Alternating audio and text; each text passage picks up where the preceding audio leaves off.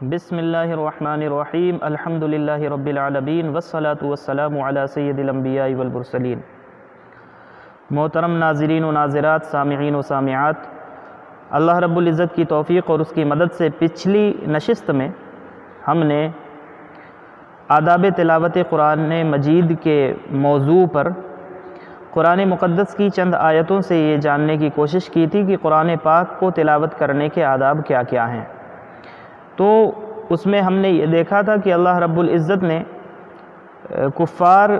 کے اعتراض کے جواب میں یہ ارشاد فرمایا تھا، جب کفار نے یہ اعتراض کیا کہ قرآن مجید کو اللہ تعالیٰ ٹھہر ٹھہر کر کے کیوں نازل فرماتا ہے، یہ تھوڑا تھوڑا کیوں اترتا ہے، تو اللہ رب العزت نے فرمایا سورۃ الفرقان کی آیت نمبر 32 میں ان کو جواب دیتے ہوئے كَذَلِكَ لِنُثَبِّتَ بِهِ فُؤَادَكَ وَرَتَّلْنَاهُ تَرْتِيلًا کہ اے پیارے محبوب علیہ السلام ہم نے آپ کے قلب کو تقویت بخشنے کے لیے اس قرآن کو ٹھہر ٹھہر کر کے نازل کیا ہے۔ اور پھر جب اپنے پیارے حبیب علیہ السلام کو اس قرآن مجید کے پڑھنے کی تعلیم دینا ہوا تو سورۃ المزمل کی آیت نمبر 4 میں اللہ رب العزت نے اپنے پیارے حبیب علیہ السلام کو خطاب کرتے ہوئے ارشاد فرمایا وَرَتِّلِ الْقُرْآنَ تَرْتِيلًا کہ اے پیارے محبوب علیہ السلام آپ جب اس قرآن مجید کی تلاوت کرنا چاہیں تو اسے ٹھہر ٹھہر کر کے پڑھیں۔ اور ترتیل کی تفسیر میں حضرت مولائے کائنات حضرت سیدنا علی کرم اللہ تعالی وجہہ الکریم نے ارشاد فرمایا کہ ترتیل قرآن مجید کو تجوید کے ساتھ اور وقفوں کی رعایت کے ساتھ پڑھنے کا نام ہے۔ اب ہم قرآن مجید کی تلاوت کے دوسرے جو آداب ہیں اسے دیکھتے ہیں۔ یہ پہلی روایت حضرت سعد ابن ابی وقاص رضی اللہ تعالی عنہ اس روایت کے راوی ہیں، اس حدیث کے راوی ہیں، اور سنن ابن ماجہ کی یہ روایت ہے کتاب اقامت الصلاۃ والسنۃ باب فی حسن الصوت بالقرآن، حدیث کا نمبر ہے 1337 1337 نمبر یہ حدیث ہے سنن ابن ماجہ کی۔ اب دیکھیں کہ حضور پاک علیہ السلام نے قرآن مجید کی تلاوت کے آداب یہ ارشاد فرمائے ہیں۔ آداب میں سے حضور پاک علیہ السلام نے فرمایا کہ قرآن مجید کی تلاوت کرنے کا ادب یہ ہے، فرمایا یقول ان ھذا القرآن نزل بحزن، حضور پاک علیہ السلام نے فرمایا کہ یہ قرآن کریم کا جو نزول ہوا ہے، یہ قرآن جو نازل ہوا ہے یہ غم کے ساتھ نازل ہوا ہے، غم کے ساتھ اترا ہے، غم کے ساتھ اس قرآن پاک کا نزول ہوا ہے۔ اب حضور پاک علیہ السلام نے اس قرآن کو تلاوت کرنے والوں کے لیے، اس کی تلاوت کرنے والے، اس کی قرات کرنے والوں کو حضور پاک علیہ السلام نے ان سے خطاب فرمایا فَإِذَا قَرَأْتُمُوهُ فَابْكُوا، جب تم اس قرآن کریم کی تلاوت کرنا چاہو تو اسے پرنم آنکھوں سے، اسے جب تلاوت کرو تو پرنم آنکھوں سے تلاوت کرو، روتے ہوئے اس کی تلاوت کرو۔ فَإِن لَّمْ تَبْكُوا فَتَبَاكُوا، تم اپنی آنکھوں کو تو پر کرنا چاہو، بھگونا چاہو، لیکن اگر تمہاری آنکھیں پرنم نہ ہوں اور رو نہ سکو، رو کر کے قرآن کی تلاوت نہ کر سکو، تو حضور پاک علیہ السلام نے ارشاد فرمایا فَتَبَاكُوا، تو رونے کی کوشش کرو اور رونے والوں کی نقل کرو۔ جس طرح سے کوئی اللہ رب العزت کی خشیت کی وجہ سے یا اللہ کی محبت کی وجہ سے جو بندہ روتا ہے تو ان رونے والوں کی نقل کرتے ہوئے قرآن کی تلاوت کرو، پرنم آنکھوں سے اشک باری کرتے ہوئے اس قرآن پاک کی تلاوت کرو۔ اور حضور پاک علیہ السلام نے ارشاد فرمایا وَتَغَنَّوْا بِهِ فَمَن لَّمْ يَتَغَنَّ بِهِ فَلَيْسَ مِنَّا، جب قرآن کی تلاوت کرو تو خوش الحانی کے ساتھ کرنے کی کوشش کرو، یعنی ہر بندہ اپنی کیپیسٹی کے مطابق، اپنی استعداد اور اپنی صلاحیت کے مطابق قرآن پاک کی جب تلاوت کرے تو وہ قرآن پاک کو اپنی مکمل صلاحیتوں کو بروئے کار لاتے ہوئے قرآن پاک کو اچھے انداز میں، احسن انداز میں، بہترین انداز میں، بہترین لب و لہجے میں اس کی تلاوت کرے۔ حضور پاک علیہ السلام نے ارشاد فرمایا کہ جب قرآن کی تلاوت کرنا چاہو تو خوش الحانی کے ساتھ قرآن کی تلاوت کرو، اس لیے فَمَن لَّمْ يَتَغَنَّ بِالْقُرْآنِ فَلَيْسَ مِنَّا، اگر کوئی خوش الحانی کے ساتھ قرآن کی تلاوت نہیں کرتا تو حضور پاک علیہ الصلوۃ والسلام نے فرمایا کہ وہ ہم میں سے نہیں ہے، وہ ہمارا نہیں ہے۔ وہ بھلے سے قرآن کی تلاوت کر رہا ہو، قرآن کی قرات کر رہا ہو، مصلی امامت پر ہو، اور چاہے سننے والے پیچھے اس کی سن رہے ہوں تلاوت کو، لیکن جس کے دل میں اخلاص نہ ہو، پڑھنے والا جب خوش الحانی سے نہ پڑھے، تو پھر حضور پاک علیہ الصلوۃ والسلام نے فرمایا کہ بھلے سے وہ قرآن پڑھتا رہے لیکن وہ ہمارا اس سے کوئی تعلق اور کوئی رشتہ اس کے ساتھ نہیں ہے۔ اب آگے دیکھیں حضور پاک علیہ الصلوۃ والسلام نے کیا ارشاد فرمایا۔ یہ حضرت براء ابن عازب رضی اللہ تعالی عنہ کی روایت ہے، اور انہی کی روایت کے دو طرح کے الفاظ ہیں۔ دیکھیں حضور پاک علیہ الصلوۃ والسلام نے کیا تعلیم فرمائی ہے قرآن کی تلاوت کرنے والے اور قرآن کی قرات کرنے والے، جو حفاظ قرآن ہیں، جو قرآن کے قاری ہیں، قرآن کو پڑھنے والے ہیں، قرآن کو یاد کرنے والے ہیں، ان کو حضور پاک علیہ الصلوۃ والسلام نے، حضرت براء ابن عازب رضی اللہ تعالی عنہ وہ روایت کرتے ہیں کہ حضور پاک علیہ الصلوۃ والسلام نے ارشاد فرمایا، زینوا القرآن باصواتکم، قرآن کو اپنی آوازوں کے ذریعے سے مزین کرو، نکھار کر کے پڑھو اپنی آوازوں میں، یعنی قرآن کی جب تلاوت آپ کر رہے ہوں تو کوشش کریں کہ اپنی آواز کو جتنا حسن دے سکتے ہوں اس کو نکھار کر کے، سنوار کر کے، بنا کر کے اور سجا کر کے قرآن کی تلاوت کریں، اور اپنی آواز کے ذریعے سے قرآن میں حسن پیدا کرنے کی کوشش کریں اپنی قرات میں، اپنی تلاوت میں۔ اور حضرت براء ابن عازب رضی اللہ تعالی عنہ کی ہی روایت ہے، لیکن اس میں الفاظ تھوڑا سا آگے پیچھے ہیں اور اس کا معنی دیکھیں۔ حضور پاک علیہ الصلوۃ والسلام نے فرمایا، پہلی روایت یہ تھی زینوا القرآن باصواتکم، اب یہ ہے زینوا اصواتکم بالقرآن۔ ایک روایت یہ کہہ رہی ہے کہ اپنی آوازوں کے ذریعے سے قرآن کو سجاؤ، قرآن کو زینت دو، قرآن کو حسن دو، اور دوسری روایت یہ کہہ رہی ہے زینوا اصواتکم، اپنی آوازوں کو حسن دو، اپنی آوازوں کو سجاؤ، سنوارو اور نکھارو بالقرآن، قرآن پاک کی تلاوت کر کے۔ یہ دو طرح کی روایتیں ہیں۔ تو حضور سید عالم صلی اللہ تعالیٰ علیہ وسلم کی تعلیمات میں سے یہ ہے کہ جب قاری قرآن تلاوت کرے، حافظ قرآن تلاوت کرے، اگرچہ وہ تراویح پڑھانے کے لیے مصلی امامت پر ہو، تو وہ ان چیزوں کو، حضور پاک علیہ الصلوۃ والسلام کی ان فرامین کو کبھی بھی نظر انداز نہ کرے، وقت بچانے کی غرض سے یا کسی بھی اور غرض سے قرآن پاک کو ہرگز کبھی بھی بگاڑ کر کے یا قرات کے اصول سے ہٹ کر کے، تجوید سے ہٹ کر کے، ترتیل سے ہٹ کر کے کبھی بھی قرآن پڑھنے والا نہ پڑھے۔ قرآن کی قرات، قرآن کی تلاوت تجوید اور ترتیل کے اصول سے ہٹ کر کے نہ کرے، اور قرآن کو حضور پاک علیہ الصلوۃ والسلام کے ان فرامین کے مطابق خوش الحانی کے ساتھ اور اپنی آواز کو قرآن کے ذریعے حسن دیتے ہوئے، اور اللہ تعالیٰ کی عطا کردہ جو آواز ہے اس آواز کے ذریعے سے قرآن پاک کو حسین بنا کر کے پڑھتے ہوئے حضور پاک علیہ الصلوۃ والسلام کے ان فرامین پر عمل پیرا ہونے کی کوشش کرے۔ آگے دیکھیں حضور پاک علیہ الصلوۃ والسلام نے اور آگے ارشاد فرمایا حسن قرات کے متعلق، فرمایا حسنوا القرآن باصواتکم فإن الصوت الحسن یزید القرآن حسنا۔ شعب الایمان کی روایت ہے، حضور پاک علیہ الصلوۃ والسلام نے ارشاد فرمایا اچھی آواز سے قرآن کو پڑھو، حسین آواز سے، عمدہ آواز، جتنی آپ جس طرح کی عمدہ آواز نکال سکتے ہیں، بنا سکتے ہیں، تو حضور پاک علیہ الصلوۃ والسلام نے فرمایا حسنوا القرآن باصواتکم، قرآن پاک کو اپنی آوازوں کے ذریعے حسین بنا کر کے اس کی تلاوت کرو۔ آپ فرماتے ہیں فإن الصوت الحسن، اس لیے کہ خوبصورت آواز، حسین آواز، بہترین اور عمدہ جو آواز ہے، یزید القرآن حسنا، وہ قرآن پاک کے حسن میں اضافہ کرتی ہے۔ قرآن پاک جتنا بنا کر کے، سنوار کر کے، سجا کر کے، نکھار کر کے پڑھا جائے،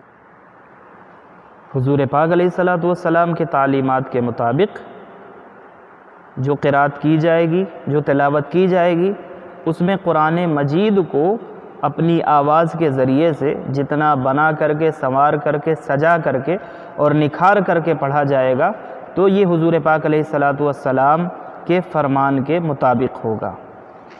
آگے دیکھیں حضور پاک علیہ الصلاۃ والسلام کا ایک اور حکم، اور یہ بھی شعب الایمان کی روایت ہے۔ حضور سید عالم صلی اللہ تعالیٰ علیہ وسلم نے ارشاد فرمایا، اقرأوا القرآن بلحون العرب، اقرأوا القرآن بلحون العرب واصواتها۔ قرآن پاک کی تلاوت کرنے والوں کو حضور پاک علیہ الصلاۃ والسلام نے مخاطب کیا اور آپ نے ارشاد فرمایا کہ اے قرآن کی تلاوت کرنے والو، اے قرآن کی قرات کرنے والو، جب تم قرآن کو پڑھنا چاہو تو قرآن کو عربی لب و لہجے میں، عربی لحن میں پڑھنے کی کوشش کرو۔ یہ بھی حضور پاک علیہ الصلاۃ والسلام کی تعلیمات میں سے ہے، اور عربی لب و لہجے کو اختیار کرنے کا حضور پاک علیہ الصلاۃ والسلام نے حکم ارشاد فرمایا ہے، یعنی جو نقل اتار کر کے عربی لب و لہجے کو اختیار کر سکتا ہے تو وہ کوشش کرے کہ عربی لب و لہجے میں قرآن پڑھنے کی کوشش ہونی چاہیے۔ اب آگے دیکھیں، یہ تو حضور پاک علیہ الصلاۃ والسلام کی وہ تعلیمات ہیں کہ قرآن کو کس طرح سے حسین آواز کے ساتھ اور کتنا سجا کر، سنوار کر، نکھار کر کے کوئی تلاوت کرنے والا یا قرات کرنے والا پڑھ سکتا ہے، وہ پڑھے۔ آگے دیکھیں کہ ایک بڑا مشہور نام ہے ائمہ قراءت میں سے علامہ محقق علامہ جزری رحمۃ اللہ تعالی علیہ کا۔ اب ان کے حوالے سے ان لوگوں کے لیے خصوصی طور پر جو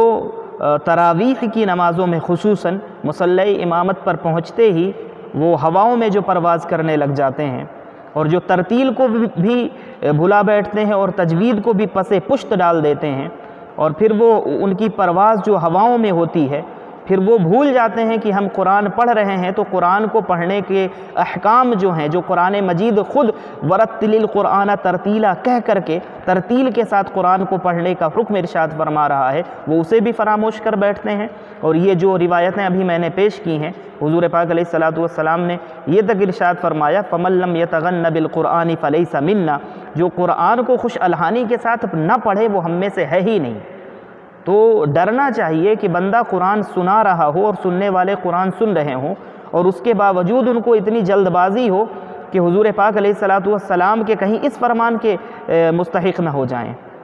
اللہ کی رضا لینے گئے ہیں قرآن سن کر کے اور قرآن سنا کر کے، اور سننے والا اور سنانے والا کہیں اس حضور پاک علیہ الصلاۃ والسلام کے فرمان کا مستحق نہ ہو جائے کہ جو قرآن پاک کو خوش الحانی کے ساتھ نہ پڑھے، سجا کر، سنوار کر، نکھار کر قرآن کی تلاوت نہ کرے، فَلَيْسَ مِنَّا، تو وہ ہم میں سے نہیں ہے۔ کہیں یہ جو حضور پاک علیہ الصلاۃ والسلام کا فرمان ہے، سنانے والا یا سننے والے کہیں اس چیز کے، اس فرمان کے مستحق نہ ہو جائیں، اس لیے اس سے ڈرنا چاہیے۔ خصوصی طور پر حفاظ قرآن کو اور قرآن کی قرات کرنے والے جو قرائے قرآن ہیں، ان کو اس چیز سے ڈرنا چاہیے۔ یہ ہماری ذمہ داری ہے کہ حضور پاک علیہ الصلاۃ والسلام کے فرامین کے مطابق قرآن کو حسین بنا کر کے، سجا کر، سنوار کر، اور اللہ رب العزت کے اس پیارے کلام کو پڑھنے کا جو حق ہے، جہاں تک ہم سے وہ حق ادا ہو سکتا ہے، اس حق کو ادا کر کے اس کی تلاوت کرنی چاہیے۔ اب دیکھیں کہ علامہ جزری رحمۃ اللہ تعالی علیہ وہ کیا ارشاد فرماتے ہیں، ہر قرآن کو پڑھنے والا جو ہے، قرآن کی تلاوت کرنے والا، قرآن کی قرات کرنے والا، ضروری نہیں کہ ہر پڑھنے والے کو ثواب ملے۔ قرآن کو پڑھنے والا وہی ثواب کا مستحق ہوگا جو اسے ترتیل کے ساتھ اور تجوید کے ساتھ پڑھے گا، کہ جو طور اور طریقہ ارشاد فرمایا ہے، جو اس کے مطابق قرآن پڑھے گا، وہی اجر کا، وہی ثواب کا، وہی انعامات اور حسنات کا مستحق ہوگا، ورنہ اس کا الٹا بھی ہو سکتا ہے۔ اور آگے دیکھیں، میں آپ کے سامنے روایت پیش کر رہا ہوں۔ پہلا قول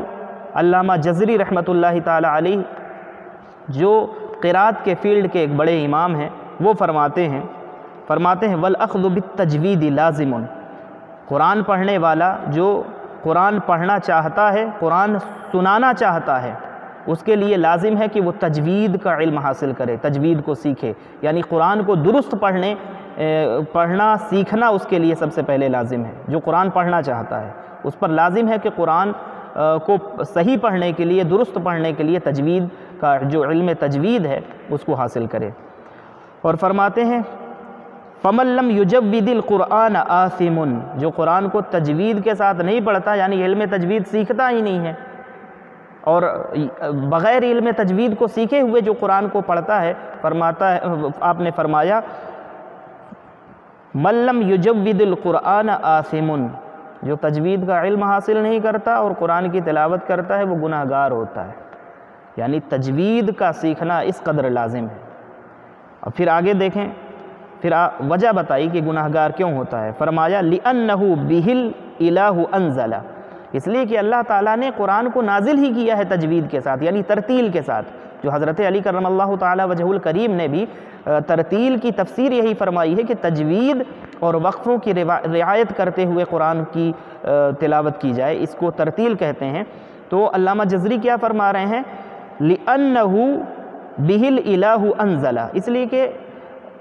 ذات باری تعالیٰ نے قرآن پاک کو ترتیل کے ساتھ نازل فرمایا ہے۔ وَهَكَذَا مِنْهُ إِلَيْنَا وَصَلَ، اور اسی طرح سے یہ ہمارے پاس تک پہنچا ہے کہ قرآن کو اس طرح سے سجا کر سنوار کر نکھار کر کے پڑھو۔ تو یہ جو احکام ہیں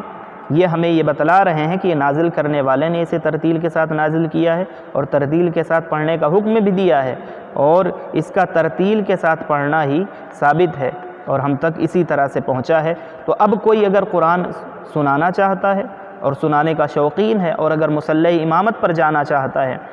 تو ہر وہ حافظ قرآن اس کے لیے ضروری ہے کہ وہ تجوید کا اتنا ضرور علم سیکھ لے کہ قرآن پاک کو صحیح پڑھ سکے، درست پڑھ سکے۔ اس میں اگرچہ اسے مہارت حاصل نہ ہو، یہ ایک الگ بات ہے، لیکن قرآن پاک کو پڑھنے کے لیے اور مصلی امامت پر جانے کے لیے، خصوصاً ماہ رمضان المبارک میں جو لوگ تراویح سنانے کا شوق رکھتے ہیں، انہیں جتنا علم قرآن کو درست پڑھنے کے لیے ضروری ہے اتنا تجوید کا علم سیکھنا ضروری ہے، ورنہ وہ قرآن سنا کر کے بھی گناہگار ہوگا، اور ایسے لوگوں کو جو بلانے والے ہوں گے اور اس کے پیچھے اپنی رضا سے سنیں گے، باوجود اس کے کہ وہ کسی دوسرے ایسے شخص سے قرآن سن سکتے ہیں جو صحیح قرآن پڑھتا ہے، تو وہ بھی گناہگار ہوں گے۔ یہ کتنی ڈر جانے والی روایت ہے، کتنی ڈر جانے والی بات ہے۔ حضرت انس بن مالک رضی اللہ تعالی عنہ کی جانب منسوب ہے، اور حضرت انس بن مالک رضی اللہ تعالی عنہ کا بلکہ قول ہے، انہی کا قول ہے۔ آپ خود ارشاد فرماتے ہیں، حضرت انس بن مالک رضی اللہ تعالی عنہ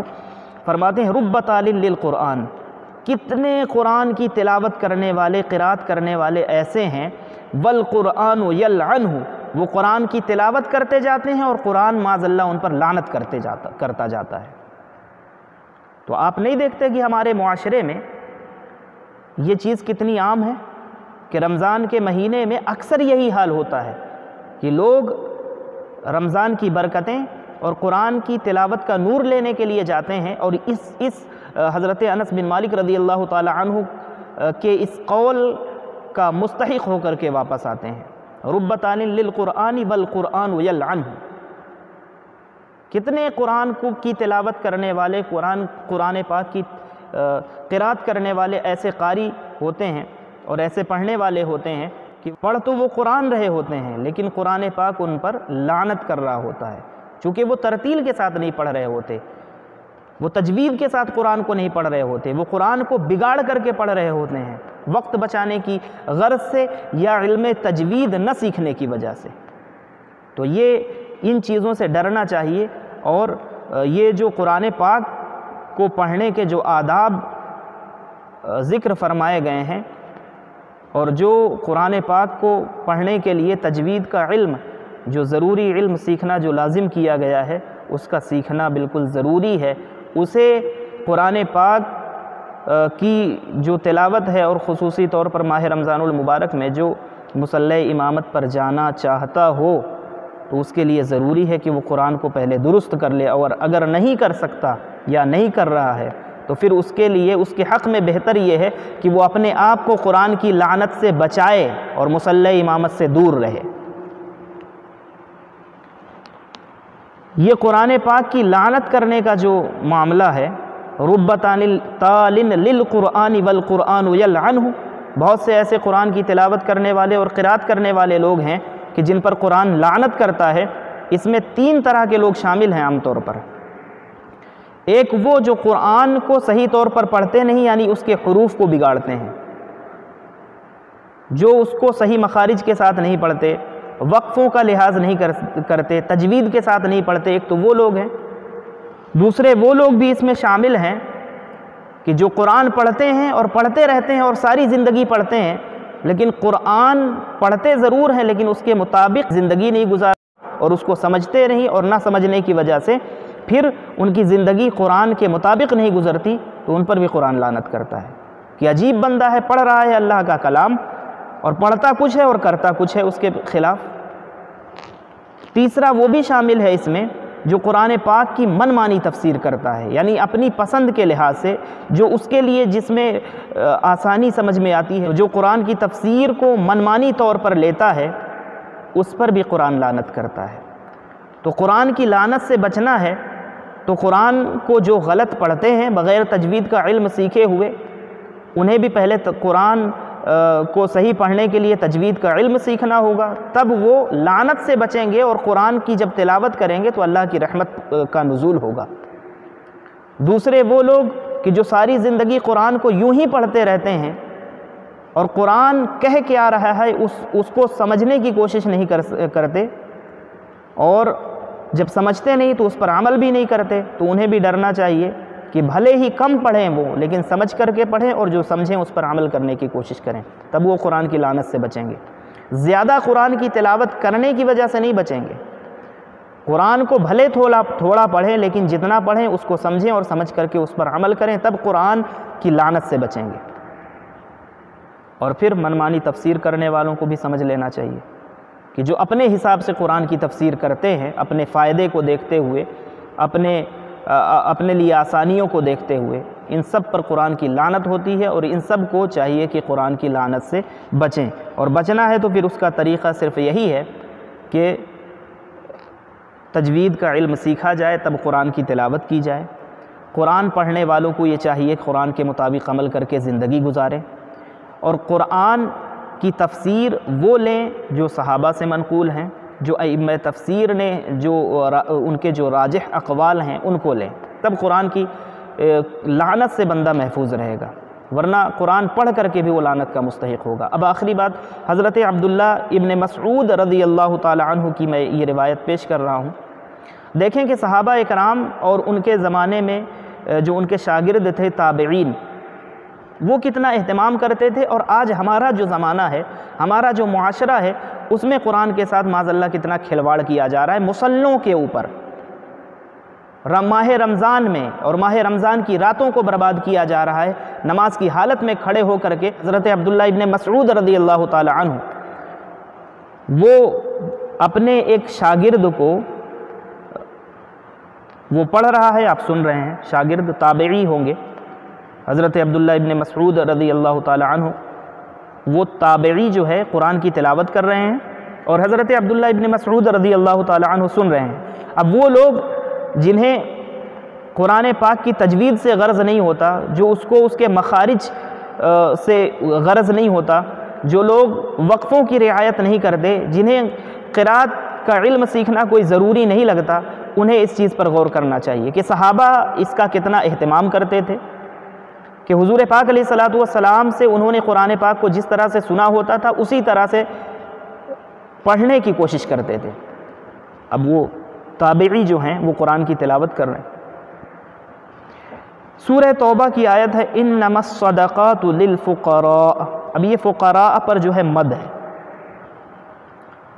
تو وہ انہوں نے بغیر مد کے اس لفظ کو پڑھا، بغیر مد کیے ہوئے۔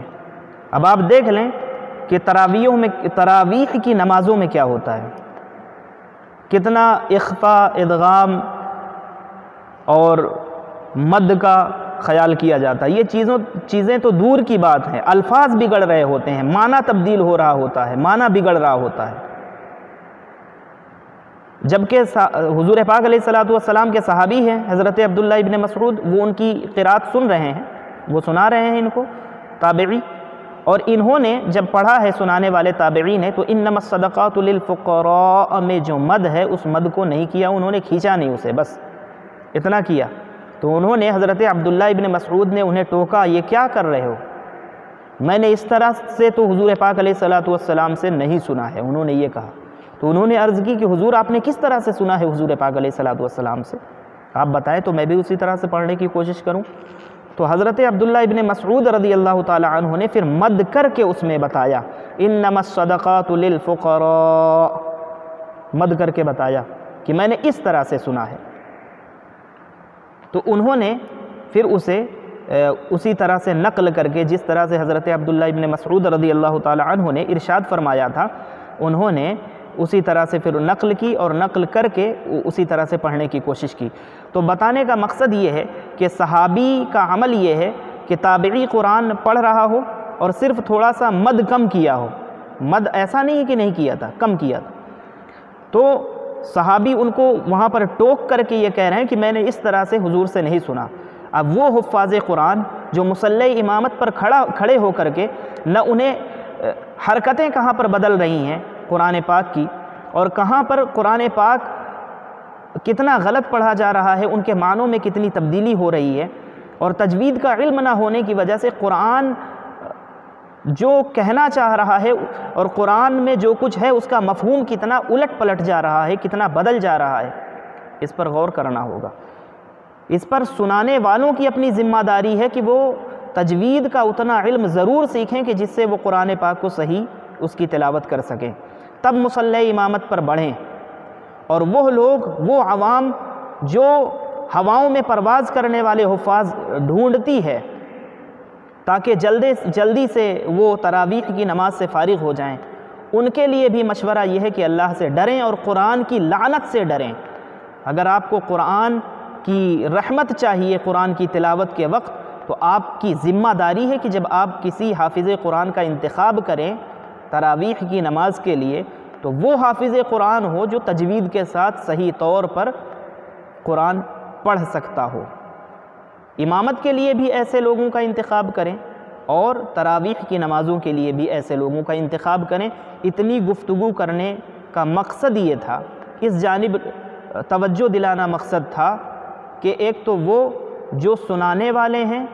انہیں اپنے آپ میں جھانکنا چاہیے کہ اگر وہ صحیح نہیں سنا سکتے تو پہلے ان کی ذمہ داری یہ ہے کہ قرآن کو تجوید کے ساتھ پڑھنا سیکھیں، تب مصلی امامت پر آئیں۔ اور عوام کے لیے دعوت یہ ہے کہ آپ کی ذمہ داری ہے کہ جب آپ کسی حافظ کا انتخاب کرتے ہیں تو اس حافظ کا انتخاب کریں جو قرآن صحیح پڑھتا ہو۔ اللہ رب العزت کی بارگاہ میں دعا ہے کہ جتنی گفتگو میں نے کی ہے قرآن پاک کو سجا کر، سنوار کر، نکھار کر پڑھنے کے تعلق سے، سب سے پہلے اللہ رب العزت مجھے اس پر عمل کرنے کی توفیق عطا فرمائے، اور میرے تمام سامعین اور ناظرین کو اللہ رب العزت اس پر عمل کرنے کی توفیق عطا فرمائے۔ وما توفیقی الا باللہ، وآخر دعوانا ان الحمد للہ رب العالمین۔ السلام علیکم ورحمۃ اللہ تعالی وبرکاتہ۔